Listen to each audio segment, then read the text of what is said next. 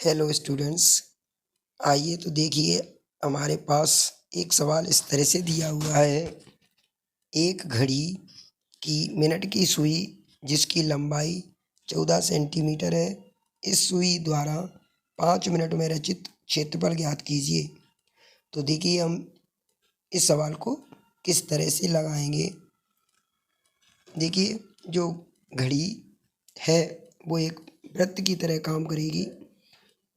तो जो इसकी सुई है मिनट की, वो इस घड़ी यानी कि वृत्त के लिए त्रिज्या का काम कर रही है। तो यहाँ पर मैं आर को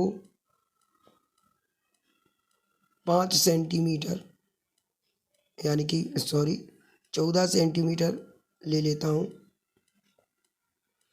अब देखिए हमें 5 मिनट में जितना क्षेत्रफल बनता है मिनट की सुई द्वारा वह निकालना है। तो सबसे पहले मैं 5 मिनट में जितना कोण बनाएगी ये मिनट की सुई वह ज्ञात कर लेता हूँ। तो आप जानते हैं यदि मिनट की सुई 60 मिनट चलती है, 60 मिनट, ये 60 मिनट है, तो 60 मिनट में ये कितना घूम जाती है? 360 डिग्री। अब स्टूडेंट 60 मिनट में 360 डिग्री घूमती है, तो 5 मिनट में ये कितना घूम जाएगी? हम यहाँ पर 5 इंटू 360 बटे 60 लिख देंगे। तो ये 60 से 6 बार कट जाएगा, तो यहाँ पर आ जाएगा ये 5 छक्के 30 यानी कि 30 डिग्री। हमने देखा कि 5 मिनट में कितना कोण बनाएगी? केंद्र पर 30 डिग्री का, ठीक है। तो इसे हम थीटा ले लेते हैं। अब देखिए स्टूडेंट, हमें 5 मिनट में सुई द्वारा जो क्षेत्रफल बनता है वह ज्ञात करना है। तो यहाँ पर हम त्रिज्यखंड का जो सूत्र होता है वह लगा देंगे। तो आपको याद होगा त्रिज्यखंड का क्षेत्रफल का फॉर्मूला होता है त्रिज्यखंड का क्षेत्रफल बराबर सूत्र होता है थीटा बटे 360 इंटू पाई आर स्क्वायर, ठीक है ना। अब यहाँ पर हम वैल्यू रख लेते हैं। तो थीटा की जगह 30 डिग्री है, 360 को हम ऐसे ही लिखेंगे, ठीक है ना।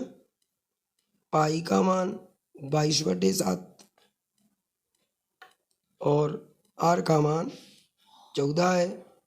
तो हम इस 14 को 2 बार लिख लेते हैं यहाँ पर, क्योंकि आर पर स्क्वायर है। यहाँ 30 से 360 को काटा तो ये 12 बार कट गया। इधर ये 7 से 14 को काट लीजिए तो 7 दूनी 14 हो गया।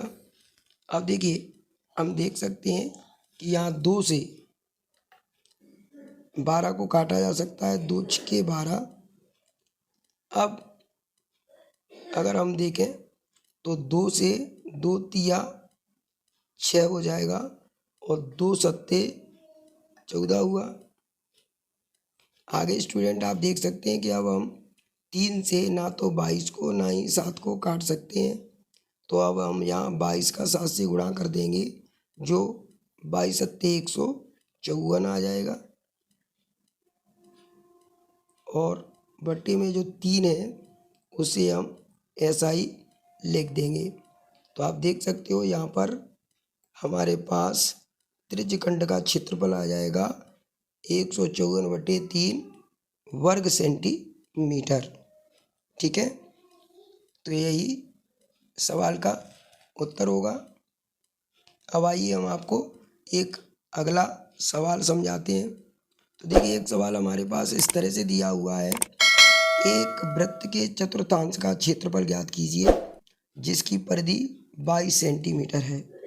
अब स्टूडेंट आप देख सकते हो यहाँ पर हमें वृत्त के चौथाई भाग का क्षेत्रफल निकालना है। यहाँ हमें परिधि दी हुई है, तो हम सबसे पहले परिधि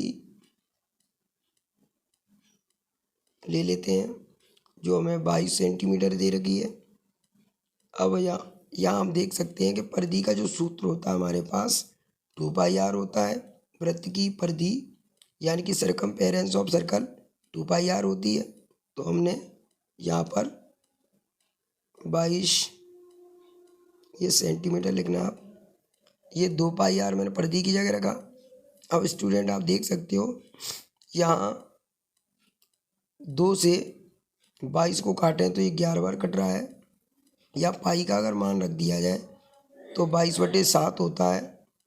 आर में इस तरह से ही लिख लेता हूँ, यहाँ ये 11 ऐसे ही लिखा। अब स्टूडेंट यहाँ से हम आर का मान निकाल लेंगे तो 11, इधर ये क्रॉस मल्टीप्लाई में 7 आ जाएंगे और बट्टे में इसके 22 हो जाएंगे। तो ये 11 दूनी 22 हो गया। यहाँ हमारे पास आर का मान 7/2 सेंटीमीटर आ चुका है। अब हम यहाँ से वृत्त का जो चौथाई भाग है, चतुर्थांश है, उसका क्षेत्रफल निकालेंगे। तो हम यहाँ लिखेंगे, इसलिए वृत्त के चतुर्थांश का क्षेत्रफल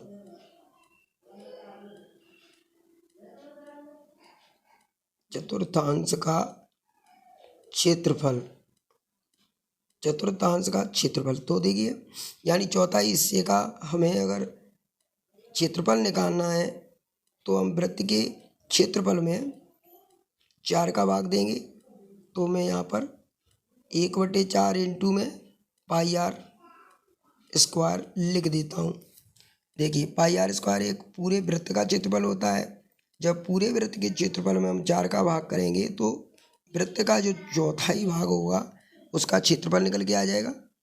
ठीक है, तो देखिए यहाँ पर 1/4 ऐसे ही रखा, पाई का मान 22/7 होता है, ये मैंने लिखा। आर की जगह हम 7/2 को 2 बार लिख लेंगे।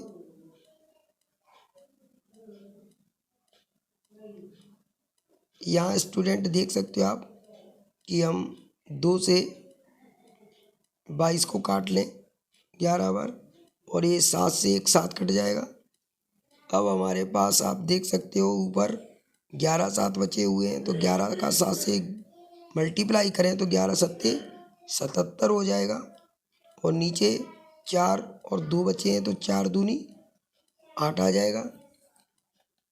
स्टूडेंट आप चाहें तो इसका आंसर यहीं छोड़ सकते हैं, सेंटीमीटर पर स्क्वायर लगा के, या आप चाहें तो 8 का इसमें भाग दे के इसका आंसर दशमलव में भी व्यक्त कर सकते हैं।